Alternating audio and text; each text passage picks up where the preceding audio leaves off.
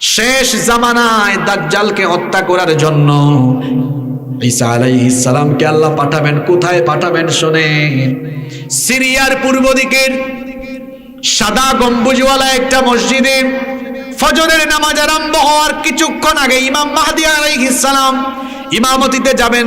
এর কিছুক্ষণ আগেই দুজন ফেরেশতার কাঁধে ভর করে সিরিয়ার পূর্ব দিকের সাদা গম্বুজওয়ালা মসজিদের ছাদে সাইয়েদনা ঈসা আলাইহিস সালাম অবতরণ করবেন। আল্লাহু আকবার।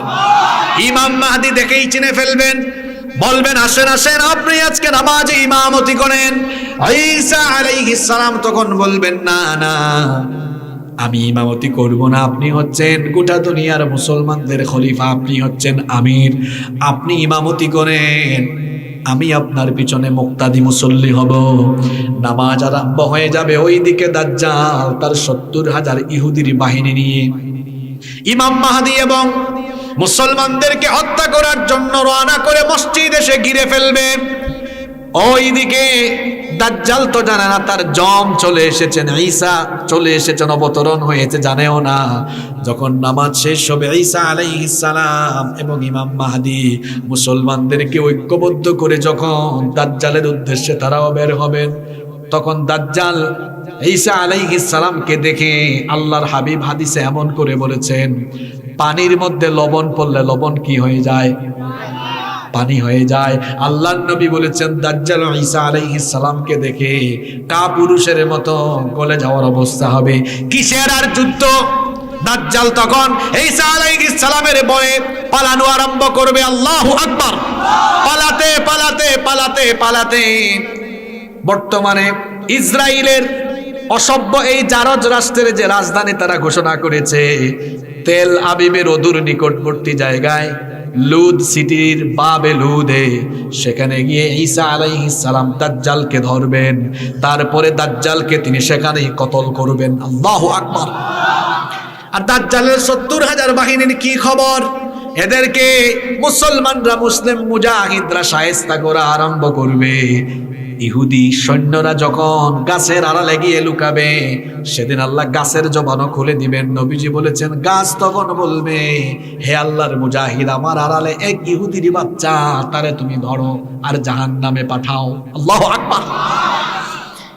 ইহুদির বাচ্চারা দেয়ালের আড়ালে লুকাবে, দেয়ালের জবান খুলে যাবে। আল্লাহ চাইলে মনে হয় জবান খুলে দিতে পারেন না। দুলনায় থাকা অবস্থায় অনেক শিশুর জবান খুলেছে। এই রকম ঘটনা বলতে গেলে তো অনেক সময় লাগবে। ঈসা নবী মায়ের কোলে থাকা অবস্থায় কথা বলেছেন, কি বলেন নাই? জুরাইজের ঘটনা জানেন, ইউসুফ নবীর সময়ের ঘটনা জানেন। এরকম প্রায় ৬টা ঘটনা আছে। ৬টা বাচ্চা মায়ের কোলে থাকা অবস্থায় কথা বলেছে। ইউটিউবে দেখবেন, আমার এই আলোচনা আছে, অনেক লম্বা, শুনে নিন ওখান থেকে। তা আল্লাহ চাইলে কি জবান খুলে দিতে পারেন না? আরো জোরে বলেন। দেয়ালও বলবে, আল্লাহর বান্দা, আল্লাহর মুজাহিদ, আমার আড়ালে এক ইহুদি লুকায়া আছে, তারে ধরো। ৭০,০০০ বাহিনী শেষ, সবাই শেষ। ইসলাম ছিল, ইসলাম আছে, ইসলাম ইসলাম বিরোধীরা থাকবে না, কারণ ইসলামের হেফাজত সরাসরি যিনি করেন তিনি কি? ইমাম মাহদীকে আমরা চিনব কিভাবে? ইমাম মাহদীকে চেনার জানার উপায় বলে গিয়েছেন মুহাম্মাদুর রাসূলুল্লাহ সাল্লাল্লাহু আলাইহি ওয়াসাল্লাম। ইমাম মাহদী কোন বংশ থেকে আসবেন, তার নাম ঠিকানা কি হবে, কিভাবে তিনি খেলাফত বা পৃথিবী শাসনের জন্য মনোনীত হবেন এবং কত বছর তিনি রাজত্ব করবেন, কোথায় তার হেডকোয়ার্টার, কোথায় তার হেড অফিস হবে, সব বলে দিয়েছেন মুহাম্মদ সাল্লাল্লাহু আলাইহি ওয়াসাল্লাম। ইমাম মাহদীর পরিচয়গুলো শুনতে মন চায় আপনাদের? শুনতে মন চায়? আগামীর পৃথিবীর নেতৃত্ব দিবেন যিনি, তার নাম কি? হ্যাঁ, ইমাম আলাইহিস সালাম। আসেন আমরা ইমাম মাহদীর পরিচয় জেনে নেই। প্রথম কথা হলো তিনি কখন আসবেন, কোন সময়ে আসবেন। আল্লাহর হাবিব বলেছেন আবু সাঈদ আল খুদরি রাদিয়াল্লাহু আনহু এই হাদিসের বর্ণনাকারী সাহাবী, তিনি বলছেন রাসূল করিম সাল্লাল্লাহু আলাইহি ওয়াসাল্লাম বলেছেন, ইয়াখরুজু ফি আখিরি উম্মতি আল মাহদি। আল্লাহর হাবিব বলেছেন আমার উম্মতের আখিরি জামানায়, কিয়ামতের আগে শেষ জামানায় ইমাম মাহদির আগমন হবে। তাহলে ইমাম মাহদি আসবেন শেষ জামানায়। এরপরে ইমাম মাহদি কোন বংশ থেকে আসবেন, কোন বংশের মানুষ তিনি হবেন? আবু দাউদের ভেতরে এই হাদিস বর্ণিত হয়েছে, ইবনে মাজায় এই হাদিস বর্ণিত হয়েছে। নবী করিম সাল্লাল্লাহু আলাইহি ওয়াসাল্লাম বলেছেন, আল মাহদি মিন ইত্রাতি মিন ওয়ালাদি ফাতিমা। আল্লাহর হাবিব বলেছেন, আমার কলিজার টুকরা মেয়ে ফাতিমা, তার সন্তানদের বংশধারা থেকে ইমাম মাহদির আগমন হবে। তাহলে ইমাম মাহদি আসবেন নবীজির মেয়ে ফাতিমা রাদিয়াল্লাহু আনহার সন্তানদের বংশধারা থেকে, আলী রাদিয়াল্লাহু আনহুর বংশধারা থেকে ইমাম মাহদি হবেন তিনি। আলী রাদিয়াল্লাহু আনহু এবং ফাতিমাতুজ জাহরা রাদিয়াল্লাহু আনহার বংশধারা থেকে আসবেন যিনি। তারপরে ইমাম মাহদির নাম কি হবে, ঠিকানা কি হবে, বাপের নাম কি হবে? আল্লাহর হাবিব বলেছেন, লা ইয়াযহাবুদ দুনিয়া, ততদিন পর্যন্ত দুনিয়া ধ্বংস হবে না, হাত্তা ইয়াবাআসাল্লাহু রাজুলাম মিন আহলি বাইতি, যতদিন না আমার বংশধারা থেকে একজন আগমন করে গোটা দুনিয়াতে খেলাফত কায়েম না করে। ইউআতি ইসমুহু ইসমি ওয়াসমা আবিহি ইসমা আবি, তার নাম হবে আমার নামে, তার বাবার নাম হবে আমার বাবার নামে। আমার নাম হচ্ছে মুহাম্মদ, মাহদি হয়ে যিনি আসবেন তার নাম হবে মুহাম্মদ। আমার বাবার নাম হলো আব্দুল্লাহ, ইমাম মাহদির বাবার নাম হবে আব্দুল্লাহ। তার মানে ইমাম মাহদি হয়ে যিনি আসবেন তার নাম হবে মুহাম্মদ বিন আব্দুল্লাহ। ইমাম মাহদির দৈহিক বৈশিষ্ট্য কেমন হবে? আল্লাহর হাবিব বলেছেন, আল মাহদি মিন্নি আজলাল জাবহা আকনাল উনুফ। আল্লাহর হাবিব বলেছেন, ইমাম মাহদির এই ললাট কপাল প্রশস্ত হবে, উজ্জ্বল হবে এবং তার নাক লম্বা হবে। কখন তিনি দুনিয়াতে আসবেন? নবীজি বলেছেন, হিনা ইউমলাউল আরদু জাওরা ওয়া যুলমা, গোটা দুনিয়াতে যখন জুলুমে, অত্যাচারে, নির্যাতন, নিপীড়নে ভরে যাবে, সারা দুনিয়াতে যখন নির্যাতন চলবে, নিপীড়ন চলবে, অবিচার চলবে, অন্যায় চলবে, তখন ইমাম মাহদিকে পাঠাবেন কে? সারা দুনিয়া এখন মুসলমানদের উপরে জুলুম কম না বেশি? দেখেন না এখন চোর ডাকাতেরা বুক ফুলাইয়া জেলখানার বাহিরে, আর কোরআন হাদিসের গবেষকেরা জেলখানার ভেতরে। সারা দুনিয়াতে জুলুমে ভরে গিয়েছে, চতুর্দিকে জুলুম, চতুর্দিকে অন্যায়, চতুর্দিকে অবিচার। এই অন্যায় আর অবিচারে যখন গোটা দুনিয়া পরিপূর্ণ হয়ে যাবে, তখন মজলুমদের জন্য ইমাম মাহদিকে যিনি পাঠাবেন, গলার আওয়াজ বড় করে বলেন, তিনি কে? ইমাম মাহদি যখন দুনিয়াতে আসবেন, ইমাম মাহদি আসলে, ইমাম মাহদি চলে আসলে দুনিয়ার পট কিভাবে পরিবর্তন হবে? আল্লাহর হাবিব বলেছেন, ইয়ামলাউল আরদা কিসতাম ওয়া আদলা কামা মুলিআত যুলমান ওয়া জাওরা। তিনি আসার আগে গোটা দুনিয়া যেমন জুলুমে, অত্যাচারে পরিপূর্ণ ছিল, তিনি আসার পরে জুলুম, অত্যাচার দূর করে দিয়ে গোটা দুনিয়াকে ন্যায় আর ইনসাফ ভিত্তিক শাসন ব্যবস্থা দিয়ে তিনি পরিপূর্ণ করে দিবেন। আল্লাহু আকবার। শুধু তাই নয়, তিনি যখন আগমন করবেন, ইয়াসকিহিল্লাহুল গায়স, আসমান থেকে রহমতের বারিধারা নাজিল করবেন কি? তিনি যখন দুনিয়াতে আসবেন, তখন তার আগমনের ফলে, ইসলামী শাসন ব্যবস্থার ফলে এত বেশি বরকত আল্লাহর তরফ থেকে আসবে। তুখরিজুল আরদু নাবাতাহা, ফসলের মাঠে ফসলের সমারোহে ভরে যাবে। ইউতিল মালা সিহাহান, তিনি সুষম বন্টন নীতি চালু করবেন। একটা সমাজ এবং রাষ্ট্রের উন্নতির জন্য সুষম বন্টন নীতিটা অত্যন্ত গুরুত্বপূর্ণ। দেখেন, আমার দেশের সাথে স্বাধীন হয়েছে এমন অনেক দেশ আছে যারা এখন পৃথিবীতে ধনীদের ক্ষেত্রে টপে একদম চলে গিয়েছে। ৭১ সালে আমরাও স্বাধীনতা অর্জন করেছি, ৭১ সালে কাতারও ব্রিটিশদের থেকে স্বাধীনতা পেয়েছে। এখন বলেন তো, কাতার আমাদের দেশের চাইতে ছোট একটা দেশ, ১০,০০০ বর্গ কিলোমিটারের এই দেশ, তাদের সম্পদ আমাদের চেয়ে কম না বেশি?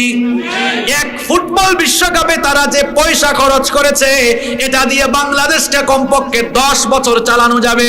তাহলে বলেন তো, তাদের পয়সা আমাদের চেয়ে কম না বেশি?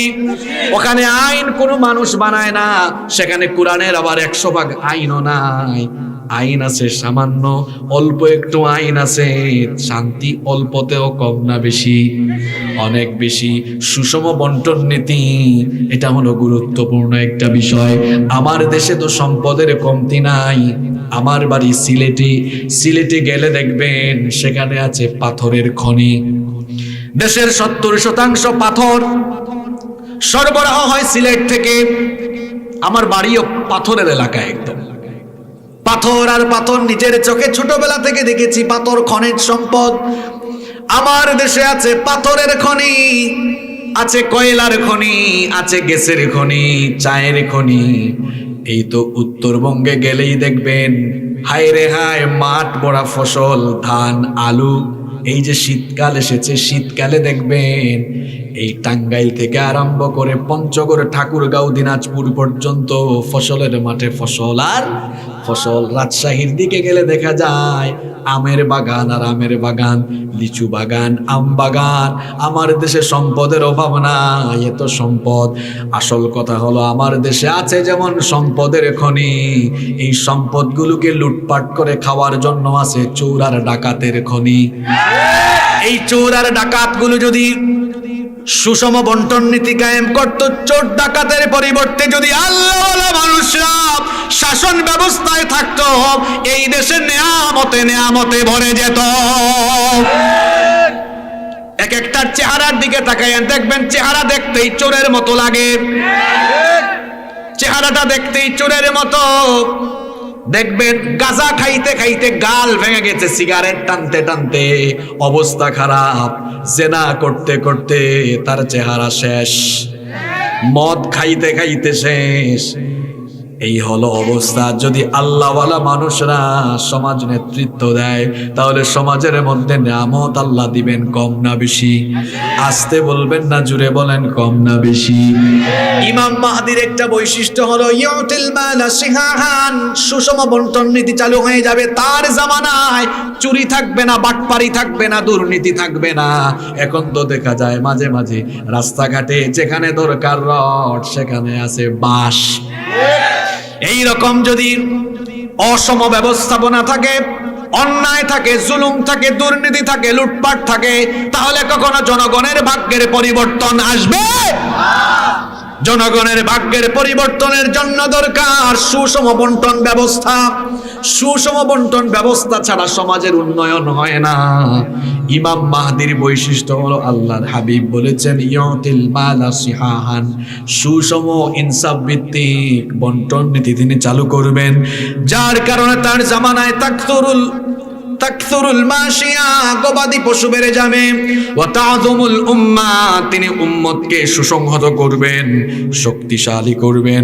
ইমাম মাহদি যখন দুনিয়ায় আসবেন, তিনি ক্ষমতার জন্য আন্দোলন করবেন না, ক্ষমতার জন্য দল গঠন করবেন না। আমরা তো ক্ষমতার জন্য বছরের পর বছর আন্দোলন করি, এলাকায় এলাকায় সমাবেশ করি, সভা করি, মানববন্ধন, মিছিল, এই সেই হাবিজাবি অনেক কিছু করি।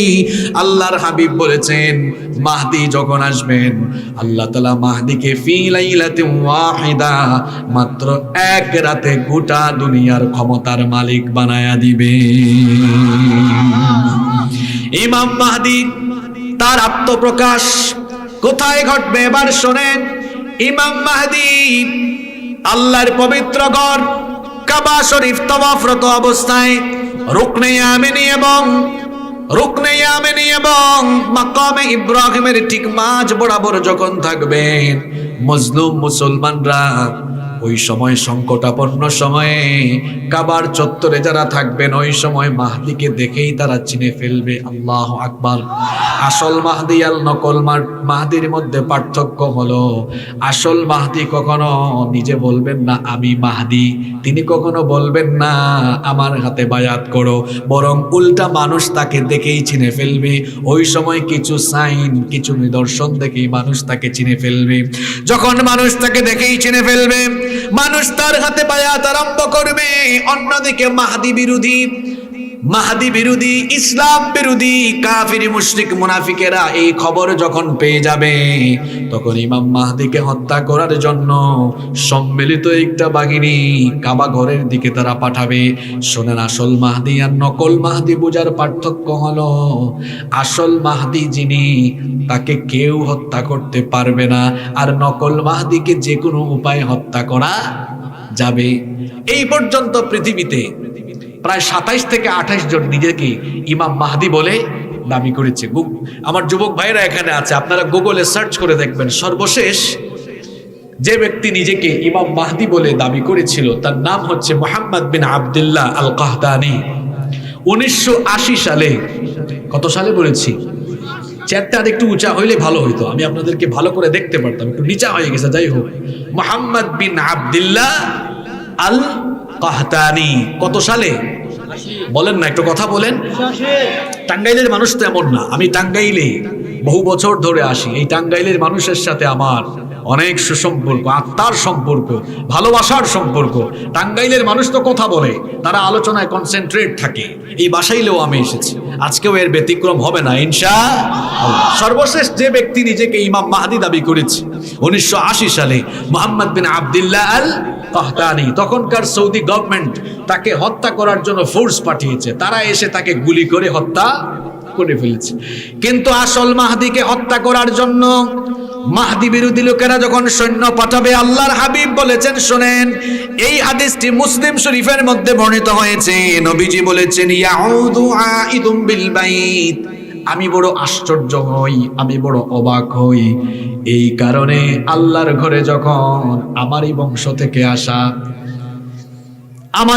থেকে আসা পৃথিবীর নেতৃত্ব দানকারী ইমাম মাহদি আল্লাহর ঘরে আশ্রয়ে থাকবেন, সেই সময় ফায়ুবাতু ইলাইহি বাস, তাকে হত্যা করার জন্য একটা দল প্রেরণ করা হবে।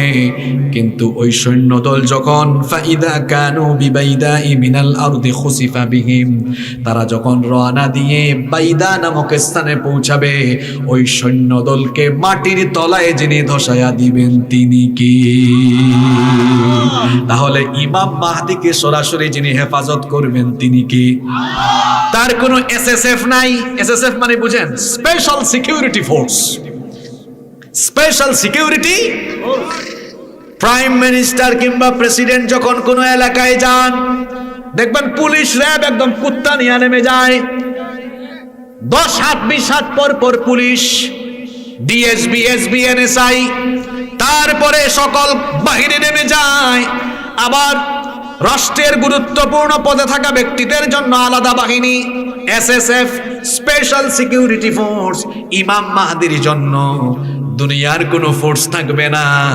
ইমাম মাহদিকে যিনি সরাসরি শত্রুদের থেকে হেফাজত করবেন তিনি কি? সেই আল্লাহর শক্তি কম না বেশি? সেই আল্লাহ যদি কাউকে ধ্বংস করতে চান, আল্লাহর কি অস্ত্র লাগে নাকি? ফেরাউনকে আল্লাহ ধ্বংস করার জন্য আল্লাহর কি কোনো বোমা লাগছে নাকি? এই ফেরাউনের শক্তি ছিল কম না বেশি? এই ফেরাউন মানুষের উপর এত জুলুম করেছে, ফেরাউনকে ধ্বংস করার জন্য আল্লাহর সৈন্য হচ্ছে পানি। পানির অপর নাম জীবন, আবার পানির অপর নাম হলো মরণ।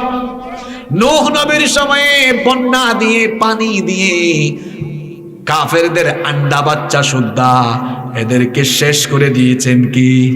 আবার ফেরাউন তার সৈন্যবাহিনী সহ লোহিত সাগরে পানিতে চুবায়া চুবায়া যিনি মেরেছেন তিনি কি? তাহলে পানির অপর নাম যেমন জীবন, তেমনি পানির অপর নাম মরণ। বড় বড় কাফিরকে সাইজ করতে আল্লাহর কোনো অস্ত্র লাগে নাই, সামান্য পানি দিয়ে আল্লাহ শেষ করেছেন। এজন্য বেশি হেডাম দেখানো উচিত নয়। আমাদের মধ্যে তো কেউ কেউ আছেন দেখা যায়, আরে বাপ রে বাপ, সামান্য একটু পদ পেলে উঠি কি বসি মরি কি বাঁচি, আর চেয়ারে বসলে মনে হয় মাথা ঠিক থাকে না। বেটা, চেয়ারে বসাইছেন যিনি, জুতার বাড়ি খাওয়াইয়া চেয়ার থেকে নামাইতে পারেন তিনি। সকল ক্ষমতার মালিক যিনি, জুড়ে বলেন তিনি কে? ইমাম মাহদিকে হত্যা করার জন্য যখন সম্মিলিত বাহিনী আসবে, এদেরকে মাটির তলায় গেড়ে দিবেন কি? আসতে বলবেন না, জুড়ে বলেন কি? ইমাম মাহদি আগমনের খবর যখন গোটা দুনিয়ায় ছড়িয়ে যাবে, আল্লাহর হাবিব বলেছেন সর্বপ্রথম খুরাসানের দিক থেকে কালো পতাকাবাহী লোকেরা মাহদির সৈন্য হওয়ার জন্য রওনা করবে। এই যে আফগানিস্তান, তুর্কমেনিস্তান, কাজাখিস্তান সহ এই অঞ্চল থেকে কালো পতাকাবাহী লোকেরা মাহদির সৈন্য হওয়ার জন্য তারা যাবে। আমরা যদি সেই জামানা পেয়ে যাই, মাহদির সৈন্য হতে রাজি আছি না নাই? আল্লাহর হাবিব বলেছেন ফাইদা রাআইতুমুহু ফাবাইউহু ওয়ালাউ হাবওয়ান আলা সালজ। আল্লাহর নবী বলেছেন যদি তোমরা ইমাম মাহদি আসার খবর পাও, তাহলে বরফের উপরে হামাগুড়ি দিলে বরফের উপরে হামাগুড়ি দিয়ে হলেও মাহদির হাতে বায়াত গ্রহণ করো। ইমাম মাহদি দুনিয়াতে আসার পরে তিনি এই দুনিয়াতে রাজত্ব করবেন, এই দুনিয়াতে তিনি কোরআনী শাসন কায়েম করবেন।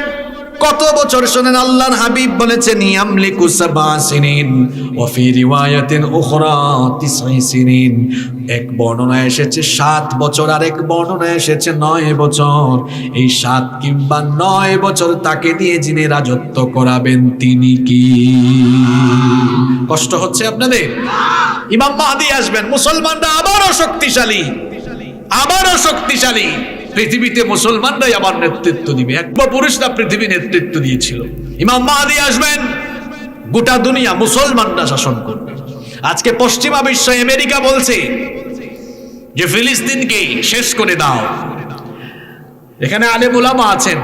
কিয়ামতের আলামতগুলো 2 প্রকার, আলামাতুস সুগরা, আলামাতুল কুবরা। ছোট ছোট আলামত শতাধিকের উপরে, আর বড় আলামত হলো 10টা। কিয়ামতের বড় আলামত 10টা। এই 10টা আলামতের ভেতরে 3টা আলামত বলি। আল্লাহর হাবিব বলেছেন সালাসাতু খুসুফুন ফিল আরদ। কিয়ামতের আগে পৃথিবীর 3 দিকে 3টা বড় বড় ভূমিধস হবে। কয়টা ভূমিধস? পিছন থেকে আওয়াজ আসে না কেন? কয়টা ভূমিধস? এই 3টা ভূমিধস কোন কোন দিকে হবে? নবীজি বলেছেন খাসফুন বিল মাশরিক, একটা পৃথিবীর পূর্ব দিকে, ওয়া খাসফুন বিল মাগরিব, আরেকটা পৃথিবীর পশ্চিম দিকে, আর আরেকটা হলো ওয়া খাসফুন বিজাজিরাতিল আরব, আরেকটা জাজিরাতুল আরবে। বিশ্ব মানচিত্র তো বুঝেন আপনারা, তাই না? বলেন তো পশ্চিমে কোন দেশ? কথা কন না কেন আপনারা? আমেরিকা। তার আরো কিছু গোলাম আছে না? তার আরো কিছু গোলাম দেশ পশ্চিমে থাকে। এই পশ্চিমারা হুঙ্কার দেয়, মধ্যপ্রাচ্যে মোড়লগিরি করে, মিডল ইস্টে করছে, এশিয়ায় করছে, ইউরোপে, আফ্রিকায়, সব দেশে তারা মোড়লগিরি করছে। অসভ্য ইহুদিরা যখন গাজায় আক্রমণ চালিয়েছে, সমর্থন দিয়েছে, বলতে শেষ করে দাও। আমরা পশ্চিমা বিশ্বকে বলতে চাই ফিলিস্তিনিরা শেষ হবে না। নবীজির ভবিষ্যৎবাণী অনুযায়ী কিয়ামতের আগে আমেরিকা বলে কোনো দেশ থাকবে না। বিশ্ব মানচিত্র থেকে আমেরিকা এবং পশ্চিমে থাকা তাদের গোলাম দেশগুলো মাটির নিচে চলে যাবে। আর যে ফিলিস্তিনিদেরকে বলা হচ্ছে এরা শেষ, এদেরকে শেষ করে দাও, গাধার দল, আগামীর বিশ্বকে শাসন করবে এই মজলুম ফিলিস্তিনিরা। আপনাদের কি বিশ্বাস হয়? বিশ্বাস না হইলে নাই। আমরা তো নবীজির হাদিস পড়েছি, কিতাবুল ফিতান পড়েছি। কিতাবুল ফিতানে আখেরি জামানার ফিতনার অধ্যায়গুলোতে এই সব বর্ণনা আছে না নাই? ইমাম মাহদি আসবেন পৃথিবীতে, ইসলামের পতাকা পতপত করে উঠবে, ইসলাম বিজয়ী হিসাবে সারা দুনিয়ায় প্রতিষ্ঠা হয়ে যাবে। আলহামদুলিল্লাহ। ঠিক সেই সময় আবার গোটা পৃথিবীকে ফিতনায় ভরে দেওয়ার জন্য আসবে মাসিহুদ দাজ্জাল। কে আসবে? মাসিহুদ দাজ্জালের পুরা নাম হলো, ফুল নেম। যুবকরা যুবকের মতো আওয়াজ দাও, মহিলাদের মতো আওয়াজ দিও না। দাজ্জালের ফুল নেম হলো মাসিহুদ দাজ্জাল। মাসিহ, দাজ্জাল দুইটা শব্দের সমন্বয়ে তার নাম। একটা হলো মাসিহ। এর নাম মাসিহ কেন? মাসিহ শব্দটি আলেমরা বুঝবেন, এটা মাসহুন মাদ্দা থেকে এসেছে। মাসহুন মানে হলো মাসে করা। মাসে করা বুঝেন তো আপনারা? আমরা যখন অজু করি সকল অঙ্গ প্রত্যঙ্গ ধৌত করি অজুর, কিন্তু অজুর সময় মাথা আমরা কি করি? দাজ্জালের নাম মাসিহ কেন? কারণ হলো তার একটা চোখ মুছে দেওয়া থাকবে, ব্রু সহ গোটা চক্ষুটা চামড়ার নিচে আবরণ দেওয়া থাকবে। কয় চোখা হবে? জোরে বলেন। এই জন্য তার একটা নাম মাসিহ। ঈসা আলাইহিস সালামকেও কি বলা হয়? মাসিহ। কেন বলা হয় জানেন? ঈসা আলাইহিস সালামের মুআজিজা ছিল, তিনি যখন কোনো অন্ধ ব্যক্তির চক্ষুকে মাসিহ করে দিতেন, আল্লাহ তার চোখের আলো দিয়ে দিতেন।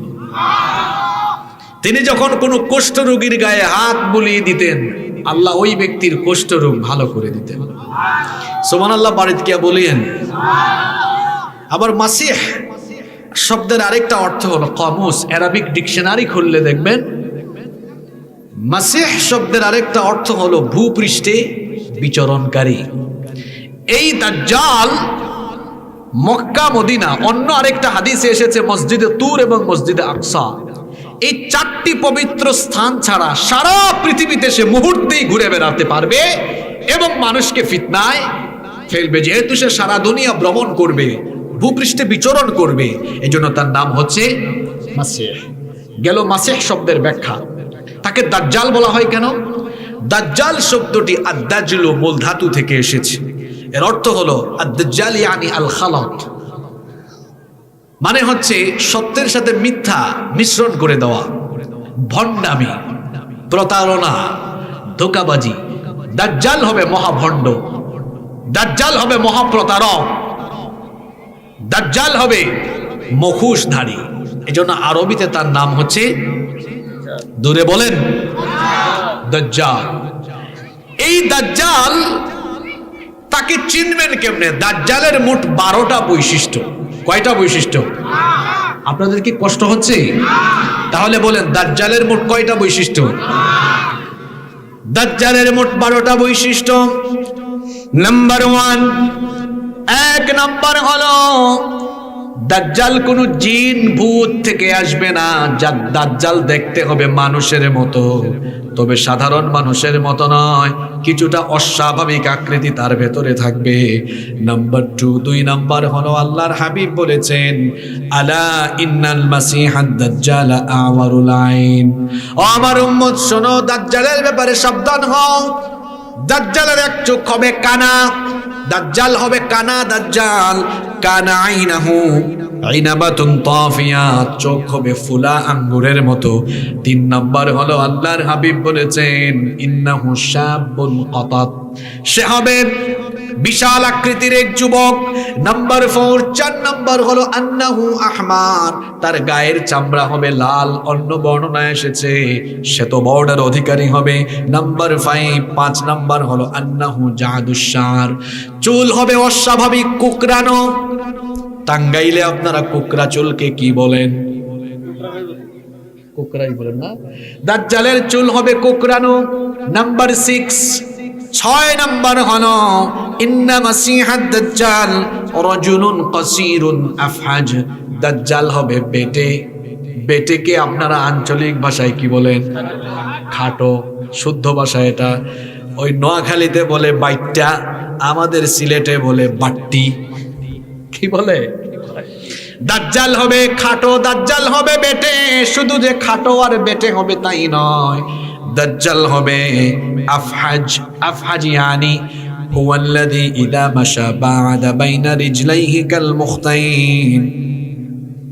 দাজ্জাল হবে এমন খতনা করা ছেলে, যেমন খতনা করার পরে যে স্টাইলে হাঁটে, দাজ্জালও ঠিক ওই স্টাইলে হাঁটবে। আপনাদের এলাকায় কি আপনারা খতনা বলেন নাকি মুসলমানি বলেন? আচ্ছা, মুসলমানি করানোর উপরে, খতনা করানোর উপরে ওই ছেলেরা কেমনে হাঁটে? দুই পা ওই নোয়াখালীর দিকে তারা বলে সেগাইয়া সেগাইয়া হাঁটে। আপনারা কি বলেন? আপনারা যাই হোক, আপনারা তো শুদ্ধ বাংলায় কথা বলেন। যাই হোক, দাজ্জাল এরকম সেগাইয়া সেগাইয়া অর্থাৎ দুপা ছড়ায়া ছড়ায়া হাঁটবে। অনেক যুবকরা হাসতেছে, অনেক যুবক আছে রাস্তাঘাটে হাসার সময় এমনি এইরকম দুই পা দুই দিকে দিয়া হাঁটে। এইভাবে হাঁটা যাবে না। মোমেন বান্দা দুনিয়ায় কেমনে বিচরণ করবে? আল্লাহ কত সুন্দর করে বললেন, ওয়া ইবাদুর রাহমানিল্লাযীনা ইয়ামশুনা আলাল আরদি হাওনা। আল্লাহ বলছেন রহমানের বান্দা যারা নম্রভাবে দুনিয়াতে তারা বিচরণ করবে, বিনয়ী হবে, নম্রতার সাথে ভদ্রতার সাথে চলবে, অভদ্রের মতো, অসভ্যের মতো, বেয়াদবের মতো হাঁটবে না, বিচরণ করবে না। আমরা যখন ছোট ছিলাম, রাস্তাঘাটে যখন মুরব্বি দেখতাম, বয়সে বড় কাউকে দেখতাম, তখন আমরা বেশি আওয়াজ না করে ভদ্রভাবে চলে যেতাম। এখন ছোট ছোট ছেলেরা, কিশোর মানুষ দেখা যায় রাস্তাঘাটে মুরব্বি, রাস্তাঘাটে বয়সে বড় মানুষ একটু তুয়াক্কাও করে না। দেখা যায় যেমনি ইচ্ছা সেভাবেই তারা হেঁটে চলে যায়। যুবকরা দেখা যায় মুরব্বির সামনে বিড়ি সিগারেট খায়া খায়া হেঁটে চলে যায়। এই রকম অসভ্যতামি আমাদের টাঙ্গাইলে নাই? হ্যাঁ, এগুলো তো কোনো সভ্য ছেলের কাজ হতে পারে না, ভদ্র ছেলের কাজ হতে পারে না। আমার বাবার বয়সী মানুষ, আমার বড় ভাইয়ের বয়সী মানুষ, তার সাথে কথা বলার সময় আমার আদব থাকবে, তার পাশ দিয়ে হেঁটে যাওয়ার সময় আমি ভদ্রভাবে হেঁটে যাব। কারণ একজন মুমিন কখনো অসভ্য হতে পারে না, অভদ্র হতে পারে না। মুমিন হবে বিনয়ী, মুমিন হবে নম্র, মুমিন হবে ভদ্র। আল্লাহ আমাদেরকে নম্রতা, ভদ্রতা আর বিনয়ের গুণাবলী দান করে দাও। আরো আসতে বলেন আমিন। নাম্বার 8 নাম্বার, আল্লাহর হাবিব বলেছেন দাজ্জাল হবে নির্বংশ। আল্লাহর হাবিব বলেছেন ইন্নাদ দাজ্জাল লা ইউলাদু লাহু, দাজ্জালের কোনো সন্তান সন্ততি থাকবে না। নাম্বার 9 নাম্বার হলো দাজ্জাল দেখতে হবে একটু অস্বাভাবিক, বিরাট আকৃতির। নাম্বার 10 নাম্বার হলো দাজ্জাল হবে একটু ঘাড় তেরা। আমাদের সমাজেও দেখবেন কিছু ঘাড় তেরা মানুষ আছে না নাই? ঘাড় তেরামি করা, এটা হলো দাজ্জালীয় স্বভাব। নাম্বার 11 নাম্বার, দাজ্জালের কপাল হবে অস্বাভাবিক প্রশস্ত। নাম্বার 12 এবং সর্বশেষ হলো দাজ্জালের গলা এবং ঘাড়, এটা হবে অস্বাভাবিক রকমের প্রশস্ত। এই হলো দাজ্জালের 12টা বৈশিষ্ট্য বললাম। এখন প্রশ্ন হলো হুজুর, দাজ্জালের কি জন্ম হয়ে গিয়েছে? দাজ্জালের কি জন্ম হয়ে গিয়েছে? দাজ্জাল কি এসে গেছে নাকি এখনো আসবে? উত্তর হলো দাজ্জালের জন্ম অনেক আগে হয়ে গিয়েছে। দাজ্জাল আত্মপ্রকাশ করে নাই, কিন্তু দাজ্জালের জন্ম হয়ে গিয়েছে। নবীজি বলেছেন দুনিয়াতে এমন কোন পয়গাম্বর নাই যেই পয়গাম্বর, যেই নবী বা রাসূল তার উম্মতকে দাজ্জালের ফিতনার ব্যাপারে সতর্ক করেন নাই। সকল নবী এবং রাসূল তাদের উম্মতকে দাজ্জালের ফিতনার ব্যাপারে সতর্ক করেছেন, সাবধান করেছেন যে দাজ্জালের কথা বলছি, এই দাজ্জালের কিন্তু জন্ম হয়ে গিয়েছে। দাজ্জাল এখন কোথায় আছে সেটা কি বলবো? বলবো? বানায়া নয়, হাদিস থেকে বলছি, শুনেন। এই হাদিস বর্ণনা করেছেন একজন মহিলা সাহাবী, ফাতিমা বিনতে কাইস রাদিয়াল্লাহু আনহা। আমি কি ঘটনাটা বলবো? মনোযোগ আছে তো আপনাদের? ফাতিমা বিনতে কাইস রাদিয়াল্লাহু আনহা তিনি বলছেন, ফজরের আযান আমার কানে গেল, আযান শুনে আমার ঘুম ভাঙলো, আমি ওযু করলাম, নবীজির মসজিদে গিয়ে নামাজ আদায়ের জন্য আমি প্রস্তুতি নিলাম। মসজিদে নববীতে আমি গিয়ে হাজির হলাম, মহিলাদের কাতারের একেবারে সামনে আমি বসে গেলাম। আল্লাহর হাবিব নামাজের ইমামতি শুরু করবেন, ঠিক সেই মুহূর্তে তিনি সাহাবীদেরকে লক্ষ্য করে বললেন, ও আমার সাহাবীরা, আজ নামাজ শেষ হওয়ার পরে কেউ তোমরা জায়গা থেকে উঠবা না, আমি তোমাদের উদ্দেশ্যে গুরুত্বপূর্ণ কথা বলবো। এরপরে নবীজি নামাজের ইমামতি শুরু করলেন। নামাজ যখন শেষ হয়ে গেল, তিনি বলছেন সকল সাহাবীরা তখন নিজ নিজ জায়গায় বসে গেলেন। আল্লাহর হাবিব দাঁড়িয়ে সাহাবীদের উদ্দেশ্যে বক্তব্য দিলেন। আল্লাহর হাবিব তখন বললেন, ও আমার সাহাবীরা শোনো, তামিমদারি এতদিন খ্রিস্টান ছিল, ইতিমধ্যে সে আমার কাছে এসে ইসলাম কবুল করে মুসলমান হয়ে গিয়েছে। তামিমদারি আমার কাছে দাজ্জালের ব্যাপারে এমন খবর নিয়ে এসেছে, দাজ্জাল সম্পর্কে সে আমাকে এমন কিছু কথা বলেছে, দাজ্জালের ব্যাপারে আমি তোমাদেরকে যে কথাগুলো বলা দরকার সেগুলোর সাথে তামিমদারির কথাগুলোর মিল থাকায় সেই ঘটনা আমি তোমাদের সামনে বয়ান করছি। আল্লাহর হাবিব তখন সাহাবীদের সামনে এবার বলা আরম্ভ করলেন। তিনি বললেন, তামিমদারি মুসলমান হয়েছে। তামিমদারি আমাকে বলেছে লাখাম এবং জুজাম গোত্রের 30 জন সাথী নিয়ে তারা নৌ ভ্রমণে বের হয়েছিল। আমাদের এখনকার জামানায় যত নৌকা আছে, জাহাজ আছে, জাহাজের মধ্যে নৌকার মধ্যে ইঞ্জিন আছে না নাই? সেই জামানায় নৌকা বা জাহাজে ইঞ্জিন ছিল না, তখন নৌকা বা জাহাজে পাল বেঁধে দেওয়া হতো। পাল চিনেন তো আপনারা? হ্যাঁ, বাদাম বলেন না? আচ্ছা, যেটাই বলেন আপনারা। পাল বেঁধে দেওয়া হতো, বাতাসের মাধ্যমে, পালের মাধ্যমে নৌকা জাহাজ চলতো। আল্লাহর হাবিব বললেন, তারা যখন নৌ ভ্রমণে বের হলেন, পাল বেঁধে দিলেন, তাদের জাহাজ চলতে লাগলো। হঠাৎ করে সামুদ্রিক ঝড়ের কবলে তারা পড়ে গেলেন। সামুদ্রিক ঝড়ের কবলে পড়ে যাওয়ার কারণে একদিন 2 দিন নয়, 30 দিন তারা সাগরের উত্তাল তরঙ্গমালায় ঢেউয়ের মধ্যে তারা এইভাবে করে অস্বাভাবিক অবস্থায় তারা ছিলেন।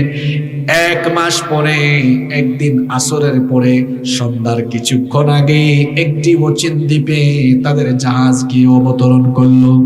তারা তখন জাহাজ থেকে নামলেন। এরপরে ওই অচিন দ্বীপে তারা হাঁটা আরম্ভ করলেন। কিছুক্ষণ হেঁটে যেতে যেতে তারপরে তারা তাদের সামনে হঠাৎ করে একটা অস্বাভাবিক প্রাণী দেখলেন। এই প্রাণীর গায়ের মধ্যে এত বেশি লোম ছিল, লোমের কারণে তার সামনের অংশ কোনটা, পিছনের অংশ কোনটা বোঝা যাচ্ছিল না। তারা তখন বললেন, এই অস্বাভাবিক আকৃতি আর অস্বাভাবিক এই বৈশিষ্ট্য, তুমি কে? তোমাকে তো চিনলাম না। মান আনতা, তুমি কে? সে তখন বলল, আনাল জাসসাসা, আমি হলাম জাসসাসা, মানে হলো সংবাদ সংগ্রহকারী, যেটাকে আমরা বাংলায় বলি গোয়েন্দা, গুপ্তচর। তখন তারা বললেন, এই অচিন দ্বীপে তুমি কার গোয়েন্দাগিরি করো, কার গুপ্তচরগিরি করো? সে তখন বলল, আর একটু সামনে এগিয়ে যাও, যাওয়ার পরে একটা ঘরের মধ্যে একজন আছে, দেখবা ওখানে গেলে আমি কার গোয়েন্দাগিরি করি। তারা এবার হাঁটতে লাগলেন। হাঁটতে হাঁটতে ওই ঘরের ভেতরে গেলেন। যাওয়ার পরে দেখলেন এক চোখা কানা, অস্বাভাবিক কোকড়ানো চুল, বিরাট আকৃতির এক বিশাল মানব, হাত পা জিঞ্জিরি দিয়ে বাঁধা, শিকল দিয়ে বাঁধা। তারা সেখানে ঢুকলেন। ঢুকার পরে বললেন, এই রকম তো অস্বাভাবিক আকৃতির কাউকে তো আমরা জীবনেও কখনো দেখি নাই, তুমি কি? সে তখন বলল, আমি কে? আমার পরিচয় দেওয়ার আগে তোমরা আগে বলো, তোমরা কারা? তোমাদের পরিচয় দাও। তারা বললেন, আমরা হলাম আরবের লোক। সে বলল, আরবের লোক? এই অচিন দ্বীপে তোমরা কেমনে আসলে? এখানে তো কেউ আসতে পারে না। যারা বিমানে সফর করেছেন তারা জানেন, টাঙ্গাইল থেকে ঢাকায় যাওয়ার জন্য গাড়ি চলাচলের রুট আছে না নাই? আপনি আপনার বাস আর ট্রাক, এটা তো আপনি জমিনের উপর দিয়ে চালাতে পারবেন না। এই জন্য মহাসড়কের ব্যবস্থা আছে, মানুষ গাড়ি চালায় মহাসড়কে। ঠিক তেমনি ভাবে উপরে যে বিমান চলাচল করে উড়োজাহাজের জন্য একটা নির্দিষ্ট রুট আছে না নাই? পাইলটরা ওই ম্যাপ দেখে দেখে নির্দিষ্ট রুটে বিমান চালায়। ঠিক তেমনি ভাবে জাহাজের নাবিকেরাও নির্দিষ্ট রুটে তারা তাদের জাহাজ পরিচালনা করে। কারণ মহাসাগরের এমন কিছু ভয়ানক জায়গা আছে ওই জায়গাগুলোর উপর দিয়ে বিমান যদি যায়, উড়োজাহাজ নিখোঁজ হয়ে যায়। মহাসাগরে এমন ভয়াবহ জায়গা আছে, এগুলো দিয়ে যদি কোনো জাহাজ যায়, জাহাজ নিখোঁজ হয়ে যায়। দাজ্জাল এমন এক অচিন দ্বীপে আছে, সে বলল এখানে তো কেউ আসতে পারে না, তোমরা কেমনে আসলা? তারা বললেন এভাবে এভাবে এসেছি, আমরা সামুদ্রিক দুর্ঘটনার শিকার হয়েছি, ঝড়ের কবলে পড়ে 1 মাস অবধি আমরা সাগরের মধ্যে হারিয়ে গিয়েছিলাম, ঢেউয়ের তালে তালে তালে তালে আমাদের এই জাহাজ এই অচিন দ্বীপে এসেছে, এরপরে আমরা এখানে এসে পৌঁছেছি।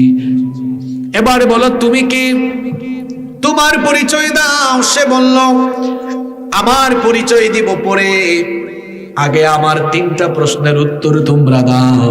আমার পরিচয় পাবা পরে, আমার 3টা প্রশ্নের উত্তর দাও আগে। জুড়ে বলেন কয়টা প্রশ্ন? আস্তে বলবেন না, জুড়ে বলেন কয়টা প্রশ্ন? 3টা প্রশ্নের উত্তর দাও আগে। তারা বললেন ঠিক আছে, তোমার প্রশ্ন করো। দাজ্জাল তখন প্রথম প্রশ্ন করলো, আমাকে বাইসান সম্পর্কে খবর দাও। তারা বললেন বাইসান তো অনেক বড় একটা শহর, বাইসানের কোন খবর তুমি জানতে চাও? সে তখন বলল বাইসানের খেজুর বাগানের খবর আমাকে দাও। বাইসানের খেজুর বাগানের খেজুর গাছ থেকে কি খেজুর এখনো আসে নাকি? তারা বললেন হ্যাঁ। তারা বললেন বাইসানের খেজুর বাগানের খেজুর গাছ থেকে এখনো খেজুর আসে। সে তখন 2 নম্বর প্রশ্ন করলো, আচ্ছা ঠিক আছে, আমাকে বলো তো তাবারিয়া উপসাগরের কি খবর? তাবারিয়া উপসাগরে কি পানি আছে নাকি? তখন তারা বললেন হ্যাঁ, তাবারিয়া উপসাগরে এখনো পানি আছে। 3 নম্বর প্রশ্ন সে করলো, আমাকে জুগারের ঝর্ণার খবর বলো। লূত আলাইহিস সালামের এক মেয়ের নাম ছিল জুগার। তিনি তাকে যেখানে দাফন করা হয়েছে এর পাশেই একটা ঝর্ণা আছে, এই ঝর্ণাকে বলা হয় জুগারের ঝর্ণা। সে বলল জুগারের ঝর্ণায় কি পানি আছে নাকি পানি শুকিয়ে গেছে? এই পানি দিয়ে কি মানুষ এখনো চাষাবাদ করে কিনা?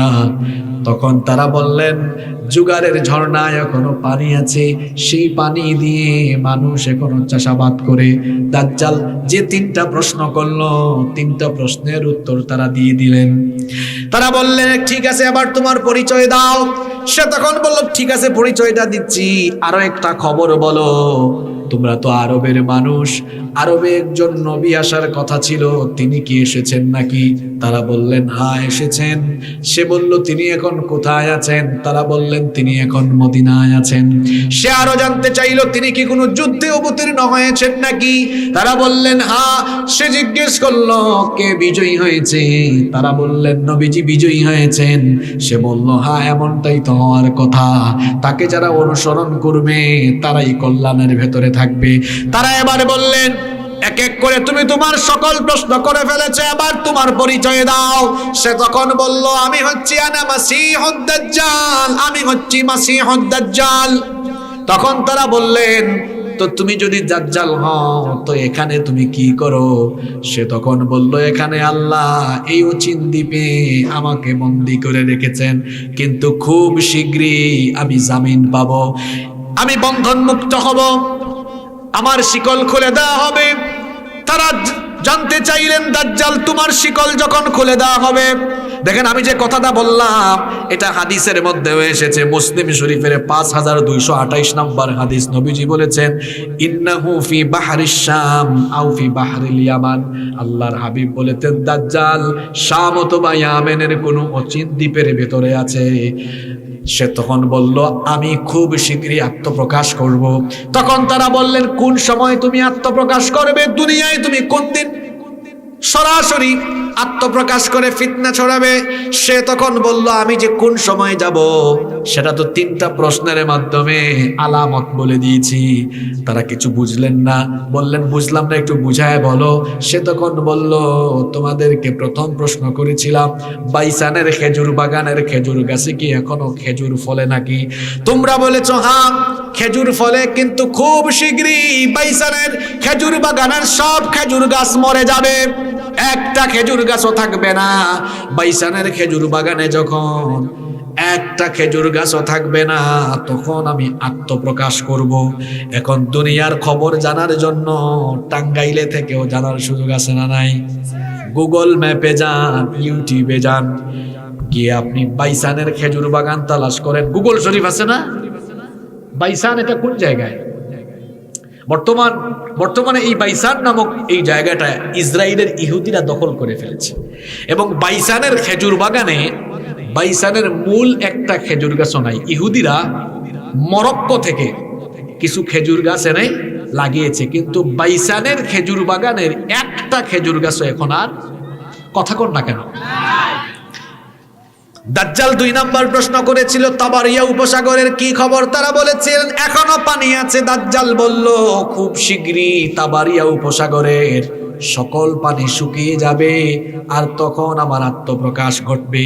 এই তাবারিয়া, এটাকেও ইসরায়েলের ইহুদিরা দখল করে রেখেছে। এটাকে বলা হয় sea of Galilee. Sea of Galilee, এটাকে তারা দখল করে রেখেছে। দাজ্জাল 3 নাম্বার প্রশ্ন করেছিল, জুগারের ঝর্ণার কি খবর? তারা বলেছেন জুগারের ঝর্ণায় পানি আছে এখনো। দাজ্জাল বলল খুব শীঘ্রই জুগারের ঝর্ণার পানি শুকায় যাবে, 1 ফোঁটা পানিও থাকবে না, তখন আমার আত্মপ্রকাশ ঘটবে। বর্তমানে জুগার নামক জায়গাটাও দখল করেছে ইহুদিরা, 1 ফোঁটা পানি ওই ঝর্ণার মধ্যে। তাহলে বলেন তো, দাজ্জাল আসার সকল আলামত দেখা গেছে কি যায় নাই?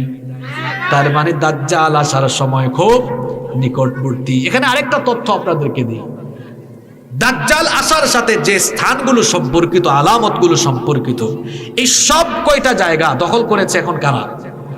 কথা কর না কেন আপনারা? ইহুদিরা দখল করেছে। কেন ইহুদিরা দখল করেছে? ইহুদিদের বিশ্বাস দাজ্জাল হলো তাদের নেতা। দাজ্জাল যখন আগমন করবে, দাজ্জালের নেতৃত্বে তারা বিশ্বকে শাসন করবে। আর দাজ্জালের বাহিনী হবে 70,000 ইহুদি। নবীজির হাদিস, দাজ্জালের বাহিনী হবে কত হাজার ইহুদি? এজন্য ইহুদিরা স্বপ্ন দেখছে, এই যে ফিলিস্তিনকে তারা, ফিলিস্তিন, জেরুজালেম সহ এই অঞ্চল তারা টার্গেট করে রেখেছে। কেন? শুধু এই অঞ্চল না, একদম ফুরাত থেকে নিয়ে নীল নদ পর্যন্ত গোটা এরিয়াটাকেই তারা দখল করতে চায়। কেন জানেন?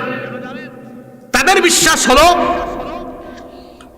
মাসিহুদ দাজ্জাল আসবে আর তার নেতৃত্বে তারা পৃথিবী শাসন করবে। এটা ইহুদিদের স্বপ্ন। ইহুদিরা এই স্বপ্ন দেখতে দেখতে তাদের স্বপ্ন দুষ হয়ে যাবে।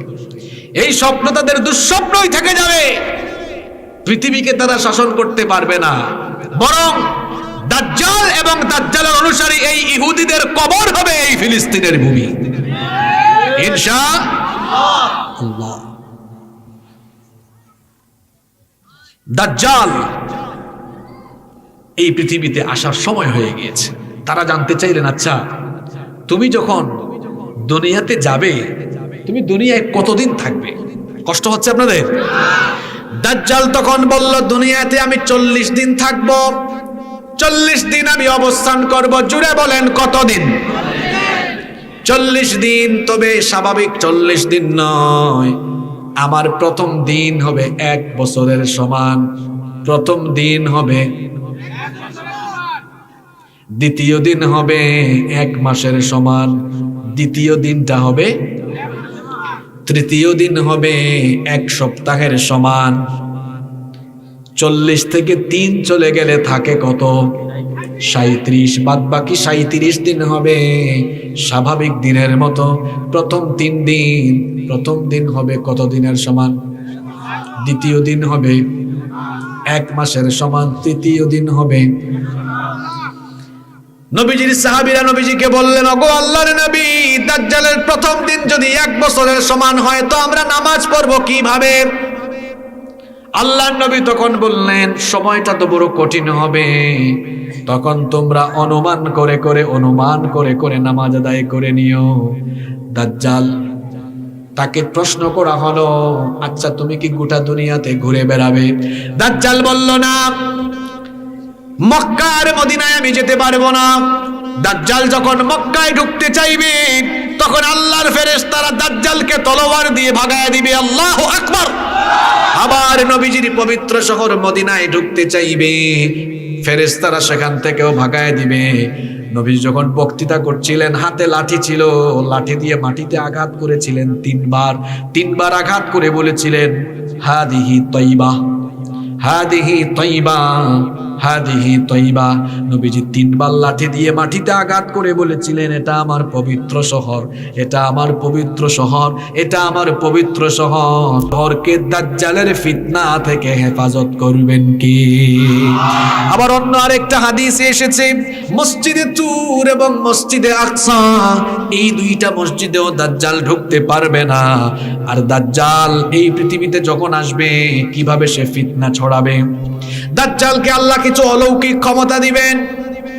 দাজ্জাল কেমনে ফিতনা ছড়াবে এবার শোনেন। দাজ্জালের এক হাতে থাকবে জান্নাত, আরেক হাতে থাকবে জাহান্নাম।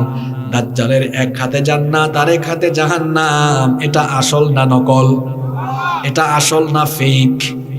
কথা কন, ফেক। আল্লাহর নবী বলেছেন, দাজ্জাল তোমাদেরকে যে জান্নাত দেখাবে এটা হলো ফেক জান্নাত, যে জাহান্নাম দেখাবে এটা হলো ফেক জাহান্নাম। দাজ্জাল মানুষকে এসে বলবে, আমি তোমাদের রব। ঈমান আনো, মুমিনরা বলবে, তুমি যে দাজ্জাল, বুঝতেই পেরেছি। দাজ্জালের পরিচয়ে মাঝখানে একটা কথা বলি নাই, তার কপালের মধ্যে লেখা থাকবে কাফির। দুই রকমের হাদিস আছে। এক হাদিসে এসেছে 3টা অক্ষর লেখা থাকবে কাফ ফা র, অন্য বর্ণনা এসেছে সরাসরি লেখা থাকবে কাফির। নবীজি বলেছেন, ইমানদার মুমিন সে শিক্ষিত হোক আর অশিক্ষিত হোক, পড়ালেখা জানুক আর না জানুক, দাজ্জালের কপালের কাফিরি লেখা পড়তে পারবে, বুঝতে পারবে। আপনারা বলবেন, হুজুর পড়ালেখা জানে না, এমন মানুষ কেমনে এটা পড়বে? পড়ার জন্য, বুঝার জন্য ওই মুমিনের অন্তর্দৃষ্টি যিনি খুলে দিবেন তিনি কি? কিন্তু কাফিরি, মুশরিক, মুনাফিক এরা পড়ালেখা জানলেও দাজ্জালের কপালের কাফের লেখা বুঝতে পারবে না, কারণ তাদের অন্তরের মধ্যে কুফরি রয়েছে। কুফরির অন্ধকার থাকায় তারা বুঝতে পারবে। এই দাজ্জাল রব দাবি করবে। নবীজি বলেছেন, শোনো, দাজ্জালের ফিতনায় পড়ো না, তোমাদের রব মানবীয় গুণাবলীর ঊর্ধ্বে। দাজ্জাল তো এমনি কানা, এই কানা দাজ্জাল সে রব বলে নিজেকে দাবি করবে। মানবীয় গুণাবলীর কেউ কখনো রব হতে পারে? আমাদের রব কত সুন্দর, দুনিয়াটা তো কত সুন্দর, আসমান সুন্দর, জমিন সুন্দর, দুনিয়ার মানুষও সুন্দর, সবকিছুকে সুন্দর করে যিনি বানিয়েছেন, গলার আওয়াজ বড় করে বলেন তিনি কি? দুনিয়া সুন্দর, মানুষ সুন্দর, আসমান সুন্দর, জমিন সুন্দর, সুন্দরে সুন্দরে পাল্লা, জানি না কত সুন্দর তুমি আল্লাহ, জানি না কত সুন্দর তুমি আল্লাহ। সুবহানাল্লাহ। দাজ্জাল নিজেকে রব দাবি করবে আর বলবে, ঈমান আনো আমার উপরে, তাহলে এই জান্নাত তোমার জন্য, না আনলে এই জাহান্নাম তোমার জন্য। আল্লাহর নবী বলেছেন, দাজ্জালের জামানা যদি পাও, দাজ্জালের ফিতনায় ঈমান হারা হয় না। যদি দাজ্জাল তোমাদের ঈমান কেড়ে নিতে চায়, ঈমান দিও না, জীবন দিও। এই জীবন দেওয়ার জন্য দাজ্জালের জাহান্নামে ঝাঁপ দিও। দাজ্জালের জাহান্নামের আগুনে ঝাঁপ দেওয়ার পরে দেখবা ওইটা আসলে জাহান্নামের আগুন নয়, এটা হলো তোমার জন্য জান্নাতের ফুল বাগান। তবে আমার বড় দুঃখ লাগে, আমার বড় আফসোস লাগে, দাজ্জাল আসার আগে দাজ্জালের কিছু অনুসারী চলে এসেছে, তারাও এখন মানুষকে ইচ্ছা মতো জান্নাত জাহান্নাম বিলায়া দেয়। কে আপনি জান্নাতি, আপনি জান্নাতি, জান্নাত কি তোর বাপের নাকি? আচ্ছা, আমি কি আপনাকে জান্নাতের সার্টিফিকেট দিতে পারবো? আপনি কি আমাকে জান্নাতের সার্টিফিকেট দিতে পারবেন নাকি?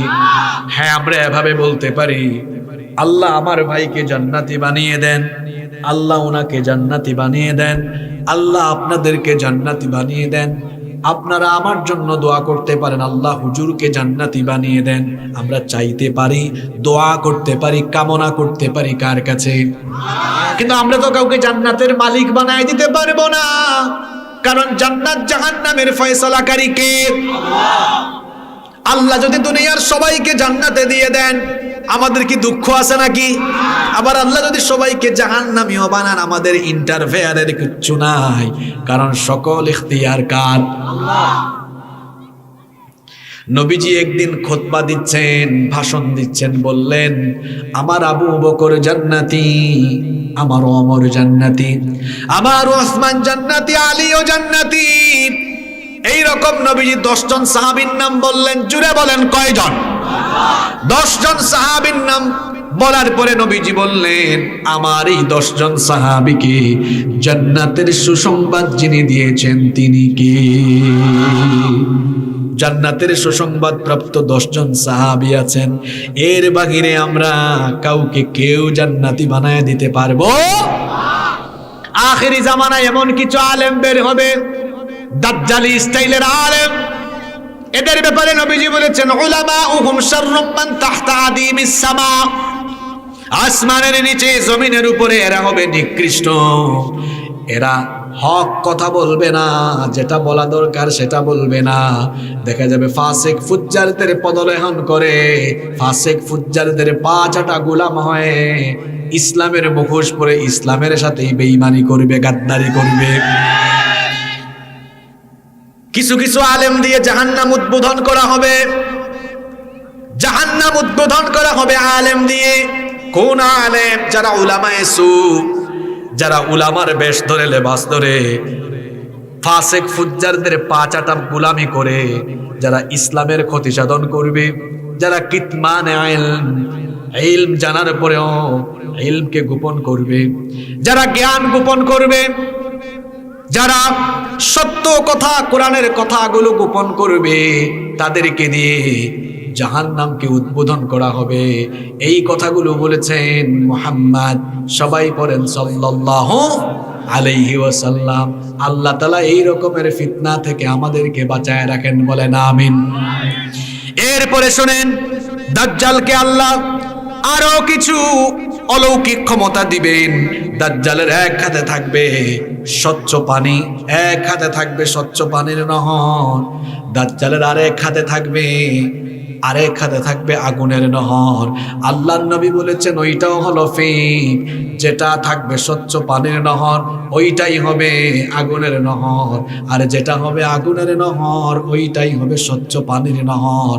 আল্লাহর নবী বলেছেন দাজ্জালের ধোঁকায় পড়ে যেও না, দাজ্জালের ফিতনা থেকে নিজেকে সেফ রাখিও। শুধু তাই নয়, দাজ্জালকে এইরকম আরো অনেক অলৌকিক ক্ষমতা দেওয়া হবে। দাজ্জাল কোনো এলাকা দিয়ে যাবে, কোনো এলাকা দিয়ে যাওয়ার সময় ওই এলাকার লোকদেরকে ঈমান হারা করার জন্য বলবে দেখো আমি আসমানকে হুকুম করলে বৃষ্টি নাজিল হয়। এইরকম কিছু অলৌকিকত্ব আল্লাহ দিবেন। দাজ্জাল ফিতনা আরম্ভ করবে, দাজ্জাল চতুর্দিকে ফিতনা ছড়াবে। দাজ্জালের ফিতনা থেকে আমার আপনার বেঁচে থাকার দরকার আছে না নাই? আসতে বলবেন না, জোরে বলেন, বেঁচে থাকার দরকার আছে না নাই? দাজ্জালের ফিতনা থেকে কিভাবে বাঁচবেন? নবী করিম সাল্লাল্লাহু আলাইহি ওয়াসাল্লাম আমাদেরকে আমল শিখিয়েছেন। নবীজি বলেছেন দাজ্জালের ফিতনা থেকে বাঁচার জন্য আমি তোমাদেরকে আমল শিখাচ্ছি। দেখেন, দাজ্জালের ফিতনা থেকে বাঁচার জন্য আমি আপনাদেরকে 3টা আমলের কথা বলি। জুড়ে বলেন কয়টা? আল্লাহর হাবিব আমল শিখিয়েছেন। নাম্বার 1, যেহেতু সে নিজেকে রব দাবি করবে, রুবুবিয়তের গুণাবলীগুলো শুনে নাও। আল্লাহর রুবুবিয়তের যে গুণাবলী আছে, আল্লাহর যে সিফাত আছে, সিফাতগুলি যদি কোনো মানুষ জানে তাহলে সে ঈমান হারা হওয়ার সম্ভাবনা থাকবে। আল্লাহ হচ্ছে আল্লাহর জাতি নাম, এছাড়াও আল্লাহর আর অনেকগুলো সিফাতি গুণবাচক নাম আছে না নাই? আসতে বলবেন না, জুড়ে বলেন আছে না নাই? যেমন আল্লাহর একটা নাম হচ্ছে রহমান, আল্লাহর একটা নাম হচ্ছে রহিম, আল্লাহর একটা গুণবাচক নাম হলো করিম, সত্তার। এইরকম করে আল্লাহর 99টা গুণবাচক নাম আছে। এক এক নাম আল্লাহর এক এক রকমের গুণ আর ক্ষমতার প্রকাশ করে। নবীজি বলেছেন এই গুণাবলীগুলো জানো, আল্লাহকে চিনো, আল্লাহকে জানো, তাহলে দাজ্জালের ফিতনায় পড়ে যাওয়ার সম্ভাবনা থাকবে। 2 নাম্বার হচ্ছে জুমার দিনে সূরা কাহফ তিলাওয়াত করবেন। এই তো আজকে শনিবার, গতকাল ছিল জুমাবার। আল্লাহর নবী বলেছেন জুমার দিনে সূরা কাহাফ তিলাওয়াত করো। আপনারা করেন তো? মা বোনেরা ও যারা শুনছেন শোনেন, জুমার দিনে সূরা কাহাফ তিলাওয়াত করবেন।